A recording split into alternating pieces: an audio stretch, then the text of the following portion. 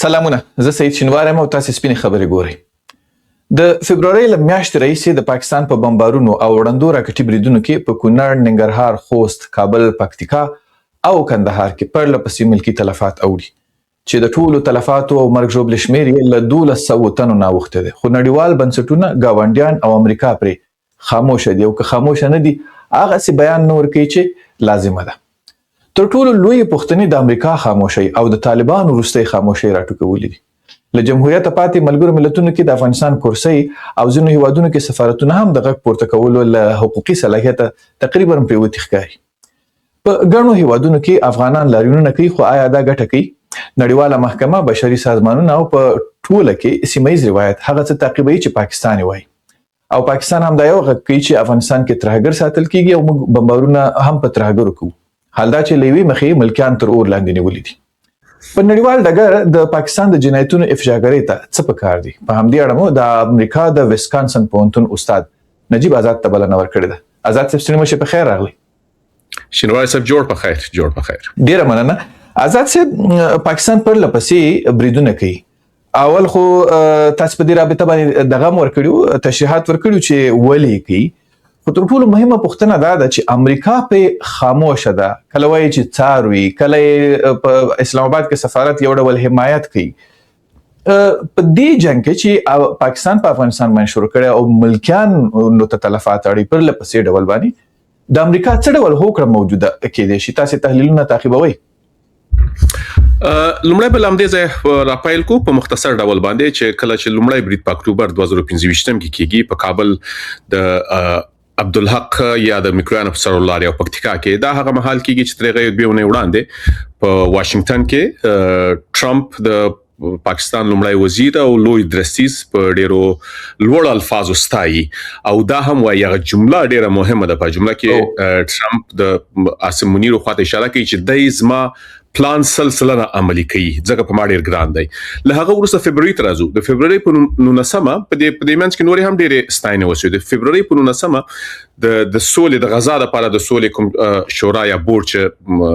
ښاغلي ټرمپ جوړ کړی دی، هغه په افتتاحیه یا پرانیز غونډه کې بیا ستاینه کیږي، په ډیرو لوړو الفاظو باندې د پاکستان لومړی وزیر او لوی درسي ستایل کیږي، او د هغه چا د خوا ستایل کیږي چې هغه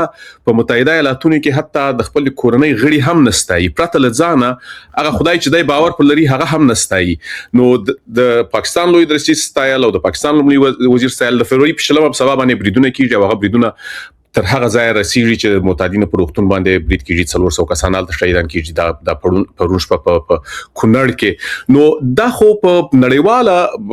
ډیپلوماټیک لهن کې د ډیپلوماسۍ په لهن کې همدغه سیګنالونه دي چې تاسو یو چاته ورکوي او په دومره ښکارا باندې. اوس دا چې ولې داسې کیږي هغه که تاسو پوښتنه لرله دي، زه همدا پوښتنه کوم لکه څه یې ورکړي دي په خوله کې پاکستان ته چې تاسو څه کوئ؟ ګورئ، که څه ورته پلان یې سپارلی نو هغه پلان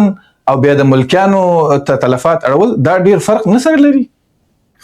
ګورئ، کله چې د هیوادونو هغه هم د متحده ایالاتونو په څیر د هیواد او بیا د متحده ایالاتونو د ولسمشر په څیر د ولسمشر ګټي وي، د یو هیواد ګټي، هغه خو نو طبيعي خبره چې نور هیوادونو وګړي د لومړی ځل نه دی په افغانستان کې په سړه جګړه کې سړې جګړې نه دی خو د ترهګرۍ په وړاندې په مبارزې په نوم په جګړه کې د دواړو خواو په لسګونه نه په سلګونه زره ملکیان وژل په عراق کې، په سوریه کې. نو د هغه خو مهمه نه ده، مهمه ده د خپل ګټي دی. اوس چې څور کول سوي دي د ترازو دوه احتمالات. یو دا چې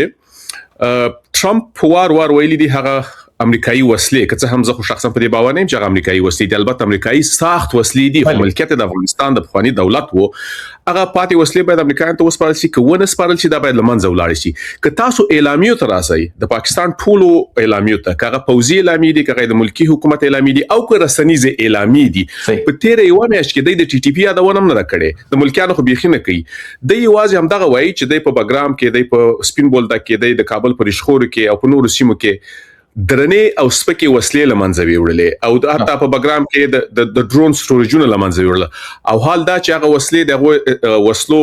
ادعا کوونکی څوک چې دعوا پر لري هغه دلته په امریکا کې ناست دي، هغه وسلې د مشورې پرته څنګه له منځه ځي؟ دا کوز له منځه نه هم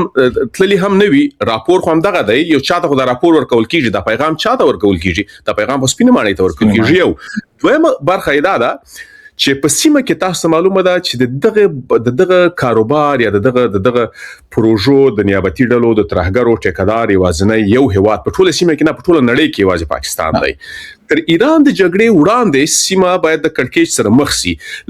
پر ایران د برید سره سم کنن وی سباوي کیمیا شروع سي امریکا راوځي دغه راوتونه ورسته باید څه پاتې شي. د ایران په وړاندې باید نیابتي ډلې جوړې شي. کردان د راپورټ سول ځینې نورې ډلې لکه په افغانستان کې جوړې شوې د طالبانو مثلا القاعده او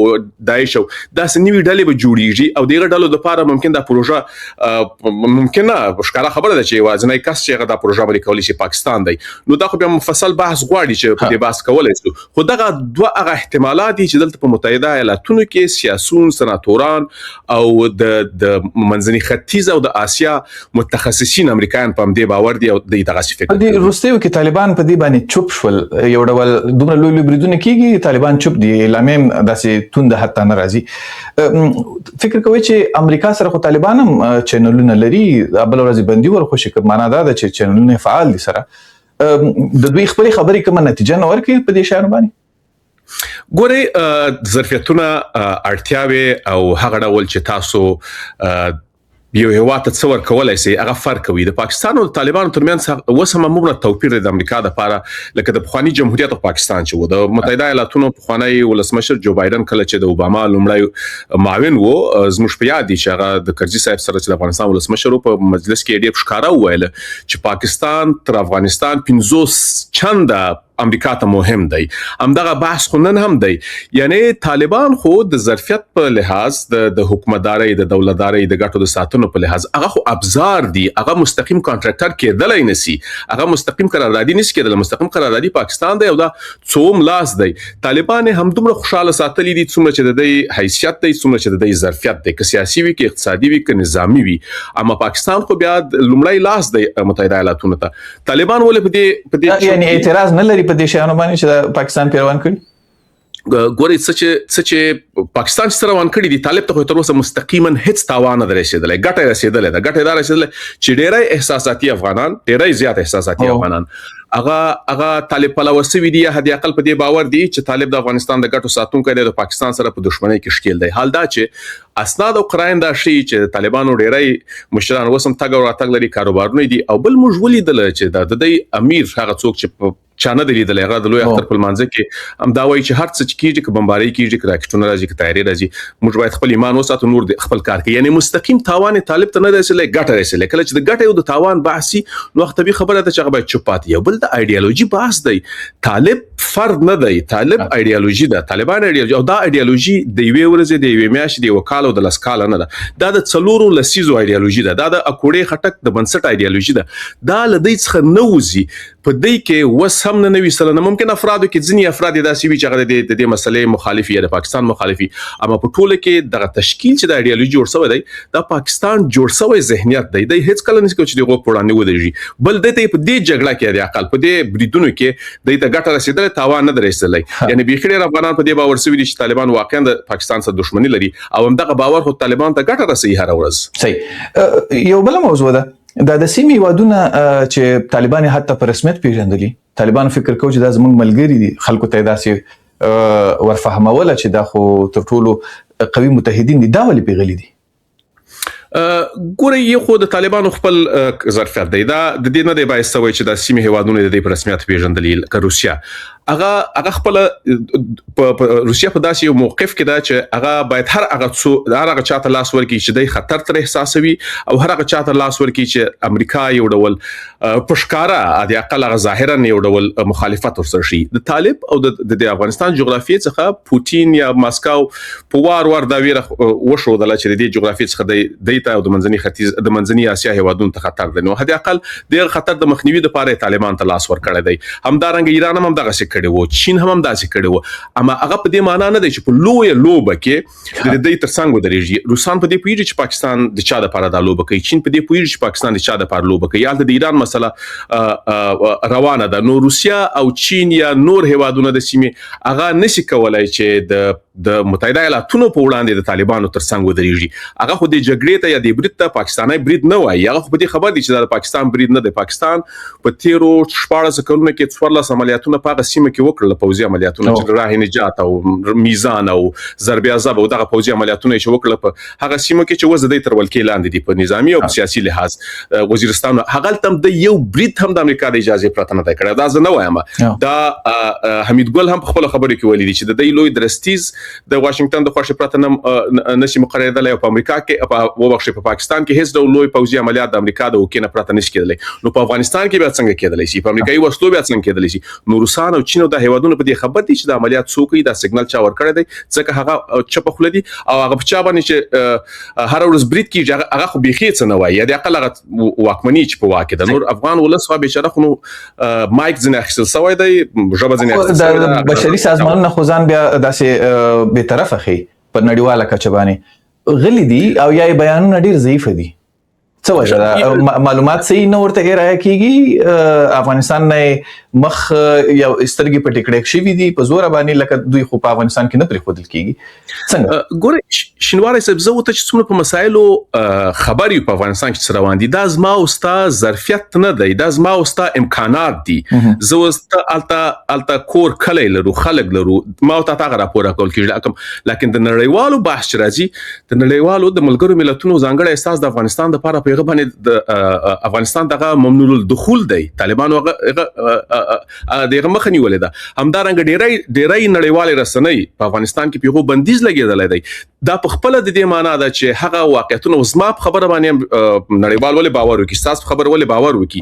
د چې آلتا غشتل چې څو ویني که څه هم به طرفي خو په نړۍ کې نسته اما غ ظاهري کوم شکل چې دی دغه خو طالبانو لنن څخه کال دوه کال وړاندې لا مخنیوي وکړ دا خلک نړیوالو څخه په بشپړ توګه پریکونه اعلان کړ همدغه خو د دې باعث او چې نن څه وضعیت روان دی او همدغه پر دې دلالت کوي چې دا طالبانو غشتنه نه و دا د راولپنډي غشتنه و چې افغانستان دی ولې په بشپړ توګه منځوي سي د ټول نړۍ سره د راکړه ورکړه بند سي افغانستان په بشپړ توګه کونه وړوند او ګونګای سي بیا چې موږ هر څه کوو هغه به کیږي څوک خبريږي نام دغه یو حالت دی یوازنی نړیوال رسنۍ چې څه نه څه وایي هم هغه هم ستاسو د قوله د احمد او د محمود د قوله وایي د خپل حالت څوک نه لري ځکه پر دې بندیز لګیلې یو دغه لامل سوی دی هغه ډول چې د افغانستان باندې روان ظلم خبره په نړیوال سټیج نه کیږي تر ټولو مهم بحث هم دغه دی او د دې پړه هم طالب ته بیرته ورګرځي زه یو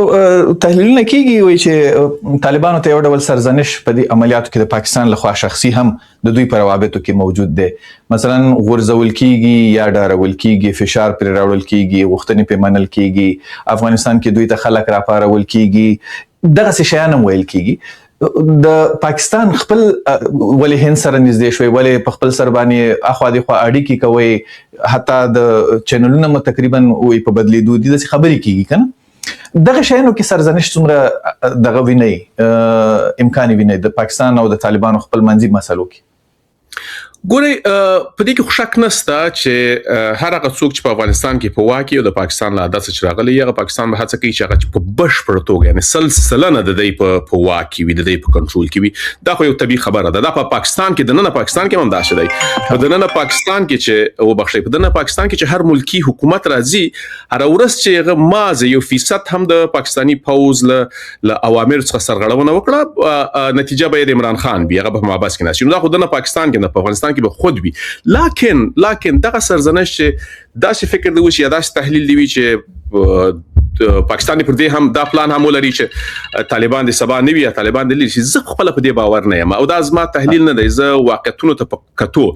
یعنی پاکستان څه ډول افغانستان غواړي پاکستان یو بیسواد افغانستان غواړي پاکستان یو شاته پاتې افغانستان غواړي پاکستان یو داسې افغانستان غواړي چې نړۍ څخه په بشپړ توګه منزوي وي پاکستان یو غیر متمدن افغانستان غواړي پاکستان یو غیر جمهوریت افغانستان غواړي نو هغه څوک ورته کولای شي چا کړی دی عملاً طالبانو هغه افغانستان راوستي دي البته مطلق بیسواد افغانستان البته غیر متمدن افغانستان هیڅ ډول سیاسي او مدني فعالیت نشته البته په بشپړ توګه لنړۍ څخه منځوي افغانستان په اقتصادي لحاظ په شو لیدل افغانستان په سیاسي لحاظ وجود نه لري بیرغ نه لري اساسي قانون نه لري دا افغانستان چا وجود تر اوسه د پاکستان لپاره دا طالب نو پاکستان به تر طالب بهترین بل څوک ولري چې دومره د پاکستاني روایت په افغانستان کې عملي زه په خپل د دې شمولینی چې روان کړه په افغانستان باندې. زه غواړم په همدې در سره خبرې وکړم. د ټي ټي کچې طالبانو پر رابطه باندې خبره کیږي چې خو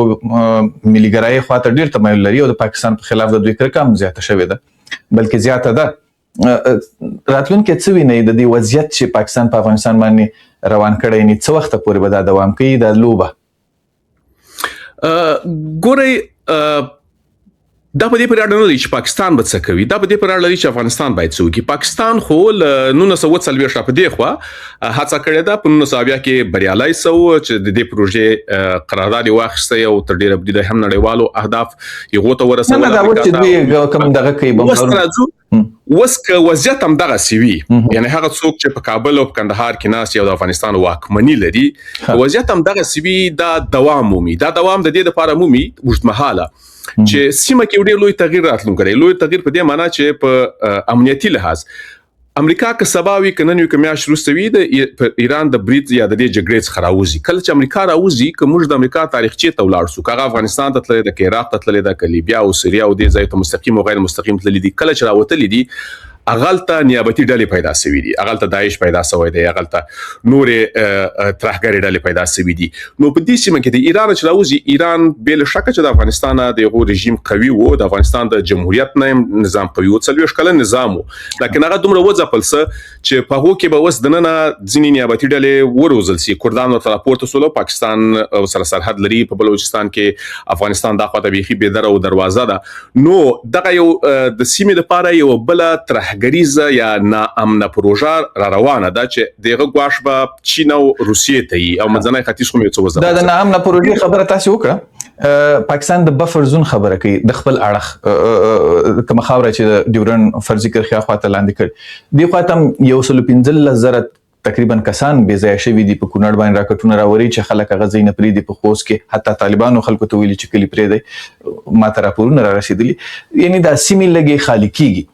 دا پلان چې درته ښکاري و همدې د زراعت لمه کله چې په سیمه کې ولویا پاکستان په 1940 نه په دې خاطر ټول لوی پروژه چې سایکلون اپریشن اخیسته و هغه د دې بایس و چې د یټم بم ولري. نو همدغه یو بل پروژه راتلونکې ده چې د ایران د جګړې نه ورسته د ایران او د منځني ختیځ او د منځني اسیا او جنوبي اسیا د نام نه کول یا تر ډیره وخت پورې کړکېچ ساتلو لپاره د دې پروژه کې پاکستان هڅه کوي چې ډیره ګټه وکړي یا د منځګړیتوب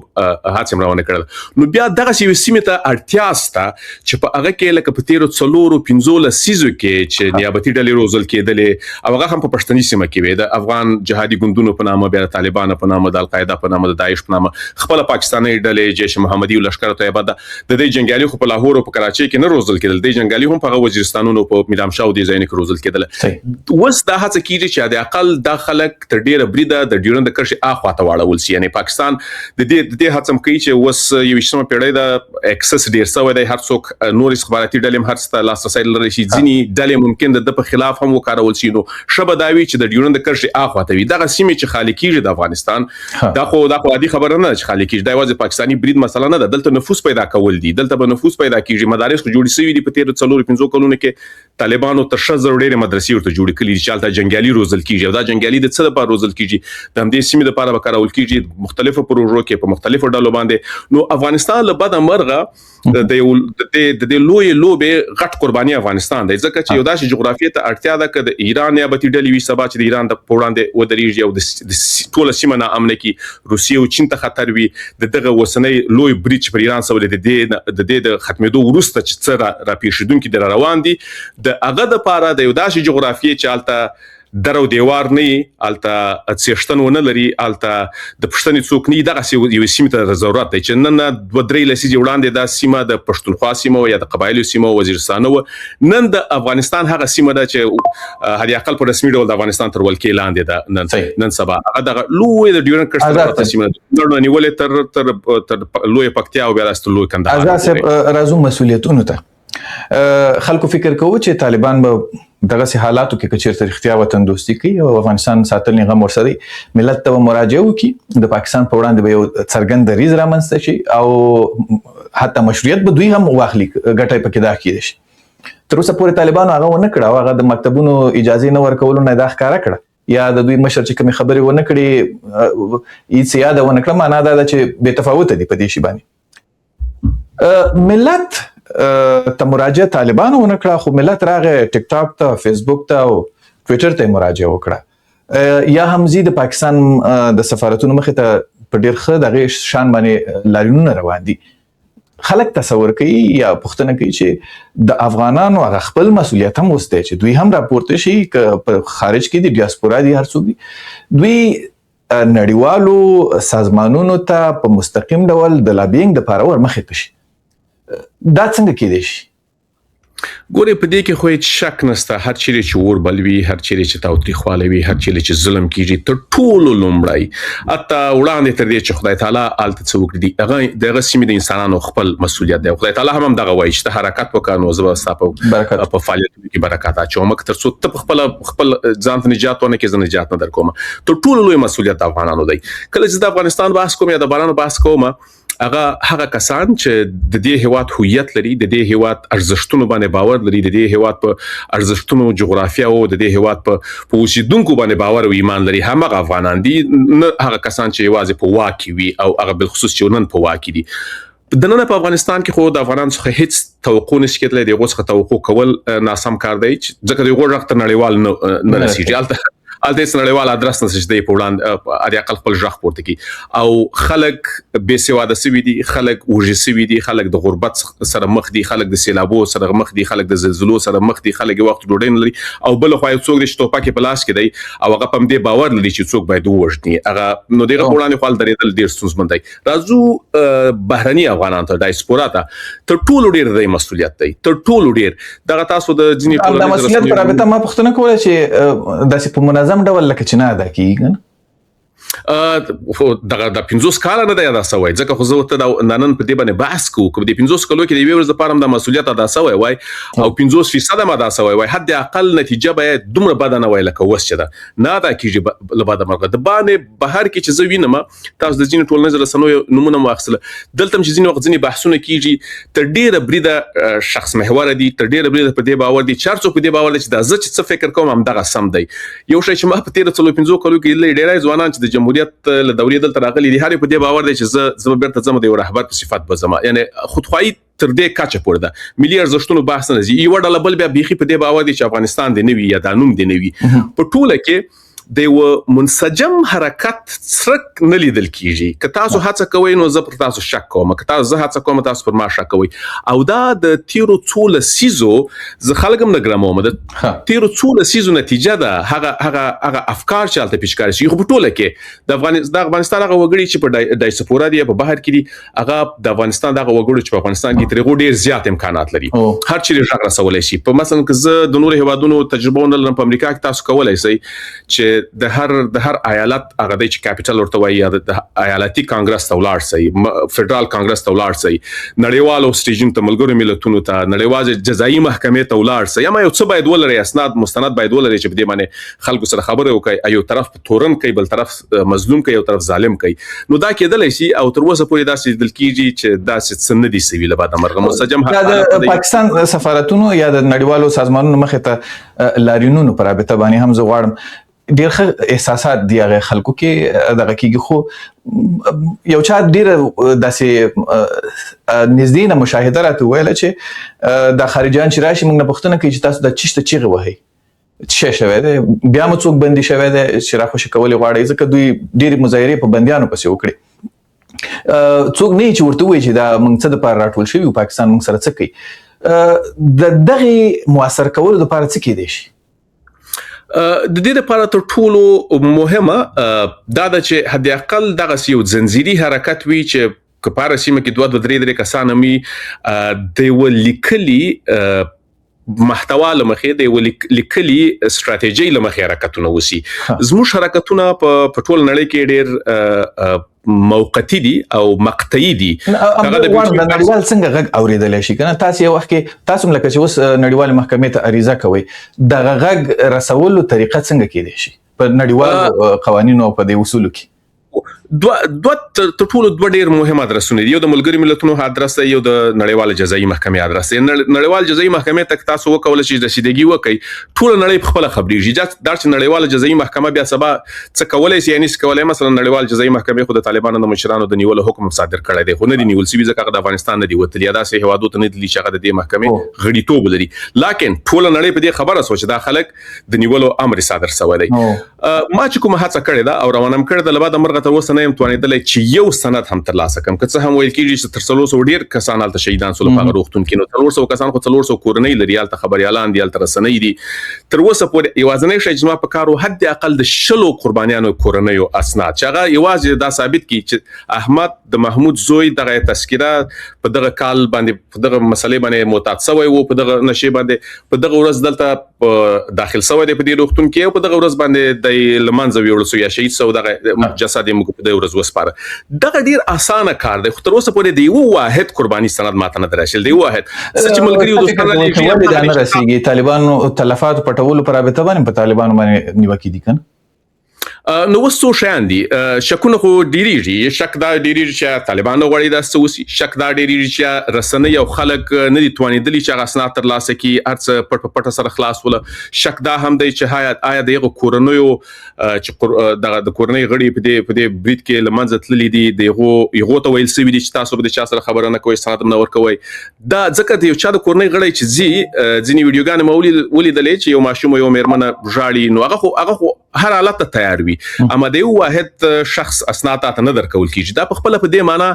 چې ځینی مسایل لکه هغه سوي چې پلان سوي چې وي او د دې ښکارندوی کې کنه طالب په دې کې ګټه و، کله ته هیڅ ګټه ورونه شي پاکستان بدنامول په نړیوال سټیج باندې د خپل ګټه و، د مظلومیت شووي چې پر د باندې هغه تور د ټي ټي پی او د نور تور نش لګلی، هغه هم یو ډول منځل کېدل، لکه د دې مخنیوي کیږي یا خلک به تفاوت دي یا خلک به پروا دي، رسنۍ لاسرسي نه لري، رسنۍ ته اجازه نه دی. د دې جواب زنه لرم، خو د اقل دومره ویل سم چې یو واحد په 13-2-3 ونه کې د یو واحد شخص سند نه راغلی. وازنې شان چې ماته دوستانو را ایمیل کړي دي هغه دي چې مثلا تاسو د خبريال په صفت باندې یو راپور چلولې د دې لینک ماته راستولې، نو دغه خپل هم لاسرسي لرم.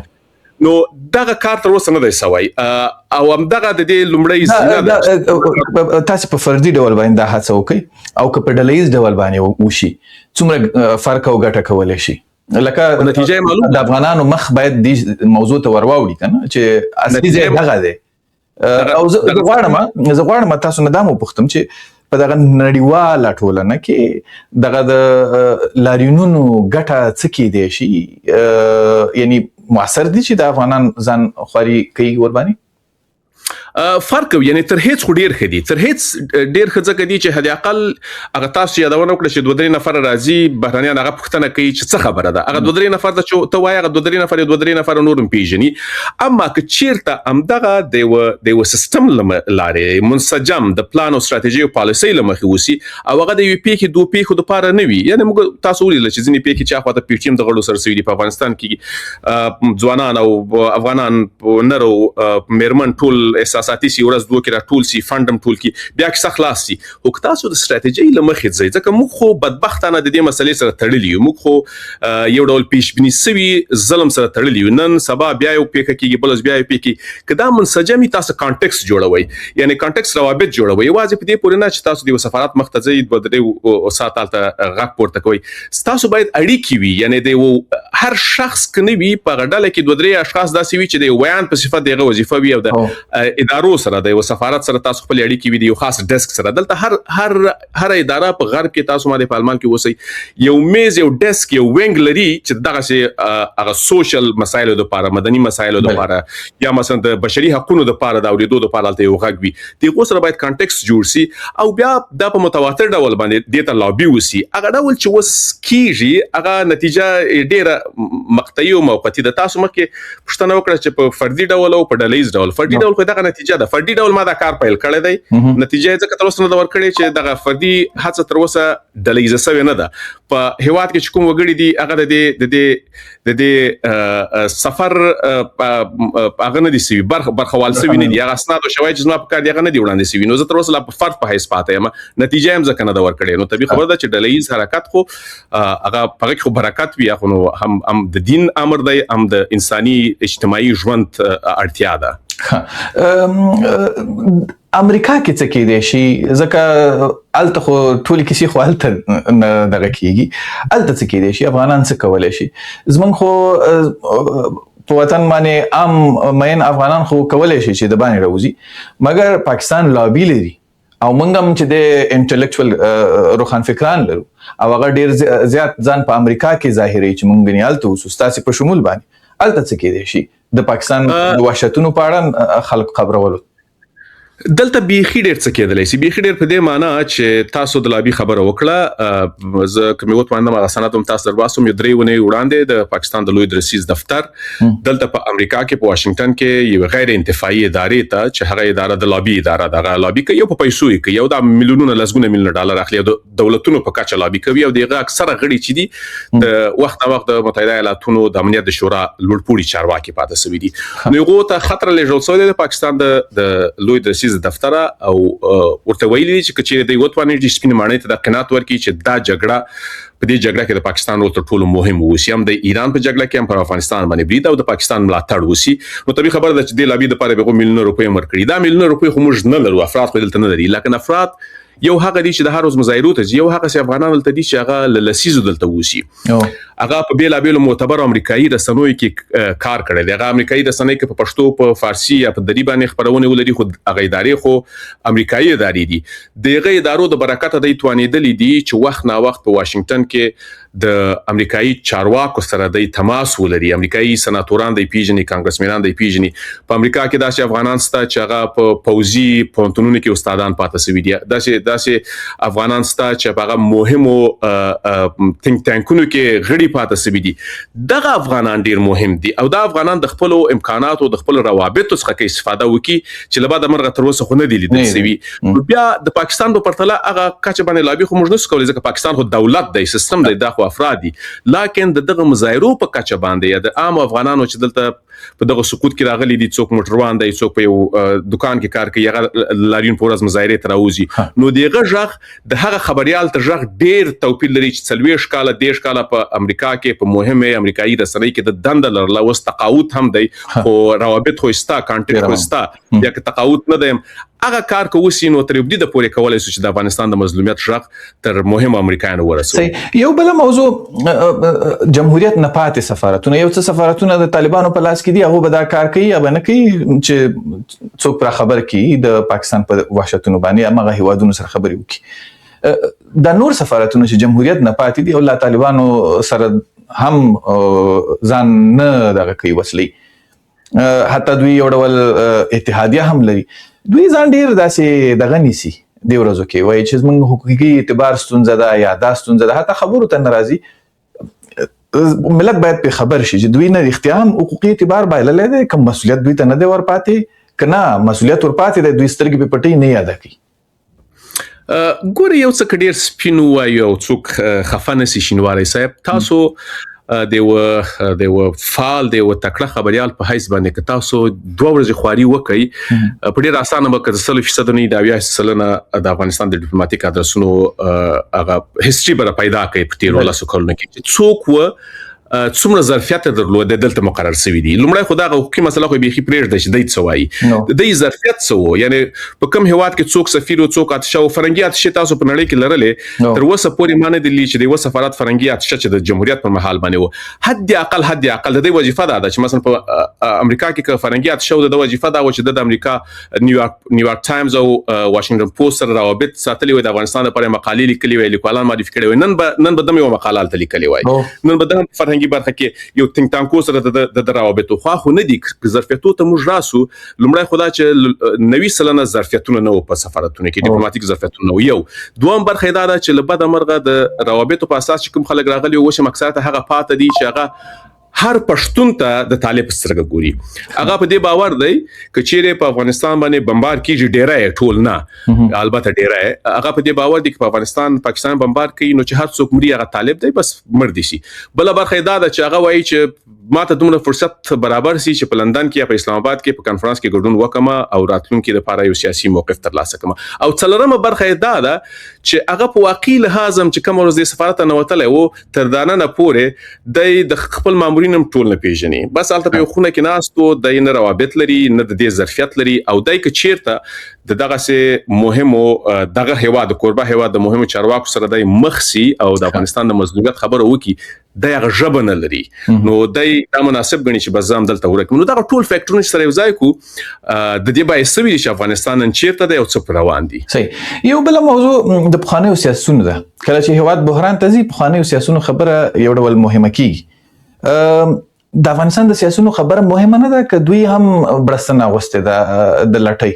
ځکه دوی یوازې په اعلامیو باندې په ټویټونو باندې په دې شیانو باندې اکتفا کوي. د دوی مسؤلیت خو هم شته دی که نه، چې طالب سره خو ستونزې زموږ شته دی. د ولس کوم مسلې چې دي هغه که ته ځان د پخوانی د ولس استازی ګاڼه او اوس هم وایي چې زما حق دی په افغانستان کې، تا دا حق څنګه ادا کړی دی؟ د دوی خبره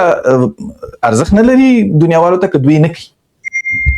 ګوره شینوار صاحب، مهمه دا نه ده چې تاسو خبر ارزښت لري که نه لري، مهمه دا ده چې تاسو خبره هو کوي. ارزښت وروسته پیدا کیږي یا که نه یم خو معلوم به شي چې ارزښت نه و یا ارزښت پیدا نه کوي. خبره خو وشي، خبره نه کیږي، خبره ول نه کیږي. زه په دې باور یم، زما دا فکر دی، شخصي فکر مې دی. لومړی دا چې کله موږ د سیاسيونو خبره کوو په ټول هیواد کې، تاسو په دغه لنډ پاکستان کې به وګورئ، یو څوک چې یو منصب ته رسیږي هغه په عملی ډول باندې 2-3-4 لسیزې سیاست کړی وي، د ډېرو ټیټو زینو یا پوړیو څخه دی راپورته سوی. په افغانستان کې خو یو څوک و، ټوپک ورسره و، د هر شي په نامه باندې هغه پرون کمونیست و، بل اوس مجاهد و، بل اوس طالب و، راغی وزیر څه نن نه دی. نو یغه ته موږ سیاسون ویلي دي. په افغانستان کې شعوري سیاست اصلا سوی نه دی. یو دوم برخه دا ده چې دا خلک پرون هم چې په واکه و ډیری ټول نه د افغانستان د بنسټونو، د افغانستان د ګټو، د ملي ګټو، د افغانستان د ارزښتونو د باور نه په درلودي. تاسو راسي د افغانستان د اخیری دورې پارلمان ته راسي، څو سلنه خلک نن هم کولای شي چې د پارلمان د ولسی جرګې درې عمده وظایف تعریف کړي، خو نيسي کولای. سره د 8 کال په پارلمان کې تیر کړي، 15 کال په پارلمان کې تیر کړي، نو دی هغه ژبه نه لري، دی هغه امکانات نه لري. او بل خبره دا ده چې دغه سټیټس، سیاسي سټیټس ساتل د خورا ډېر ظرفیت غواړي. دا د شنه دی چې تاسو د یو هیواد راغلی، یو بل چیرې راغلی، موږ په دې امریکا کې زوینه، یعنی هندستانیان په ځانګړي توګه زوینه چې هغه په امریکا کې، په هندستان کې سیاسي فعالین نه و، دلته سیاسي فعالین سوي دي. یغو کې دغه ظرفیت د په وجود کې ستا، یغو کې هغه څه ستا چې هغه ته موږ ملي منافع وایو، هغه د خپل هیوادوالو باندې خوږیږي. نو تر ټولو مهمه خبره دغه ده، هغه نور ظرفیت ټول مسالې یو خواته پرېږدو. دغه سیاسيون اکثریت د دې سره د افغانستان د ارزښتونو، د افغانستان د ولس، د افغانستان د خاورې مینا درد نسته. کله چې تاسو به تفاوت سئ، کله چې تاسو احساس نه لرئ، تاسو ولې ژغ وکئ؟ تاسو د پاره دا بې معنا ده چې الته څوک مري او څه کیږي. نو ډیره اکثریت سیاسي دا ټول وضعیت چې تحلیل کو، نو افغان ولس نه دی ورځو کې بې وسه مخلوق نشته په ځمکه لکه چې یعنی دا په خوا هم دغه شو. یوازې فرق دا دی چې نن ډېر ښکاره سوله،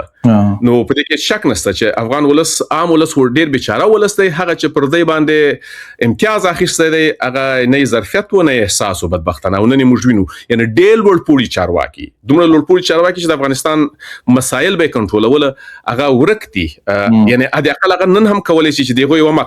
یو مقاله هدي اقل ک سل نه زره ول زره کسان خو ولولي کنه، اما هغه ورک دي. او دا ورکواله خپل پر چی دلالت کوي، په بے احساسي دلالت کوي، چې